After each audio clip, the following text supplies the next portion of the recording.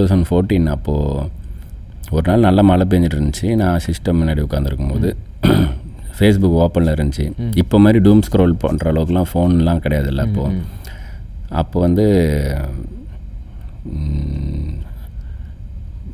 Watts in your mind அப்படின்னு ஃபேஸ்புக்கில் வரும்ல போஸ்ட் போடுறதுக்கு முன்னாடி. மழை சத்தம் கேட்குது உள்ள நைட்டு. உட்காந்துருக்கும் போது ரேண்டமாக நேராக ஃபேஸ்புக்லேயே டைப் பண்ணேன். இந்த மாதிரி மழை பெஞ்சிட்ருக்கு நைட்டு, ஒரு பஸ் ஸ்டாண்டு. அந்த பஸ் ஸ்டாண்ட் ஃபுல்லாக திடீர் மழைன்றனால ஓடி ஒதுங்கின கூட்டம். இந்த 2 பேர் நிற்கவே இடம் இல்லைனால கொடைக்குள்ளேயே நின்றுருக்காங்க. அந்த பஸ் ஸ்டாண்டில் இருக்கவங்க அத்தனை பேர் கண்ணு இவங்க மேலே தான் இருக்குது இப்படின்ற மாதிரி போகுது. பையனுக்கு பேர் இல்லை, பொண்ணுக்கு பேர் இல்லை. சும்மா நான் எழுத இப்போ குழந்தைக்கு திடீர்னு ஒரு கதை சொன்னால் நைட்டு தூங்கும் போது நம்ம உடனே ரெடி பண்ணிட்டு சொல்ல மாட்டோம்ல, ஒரு ஊரில்னு ஆரம்பிச்சிடும்.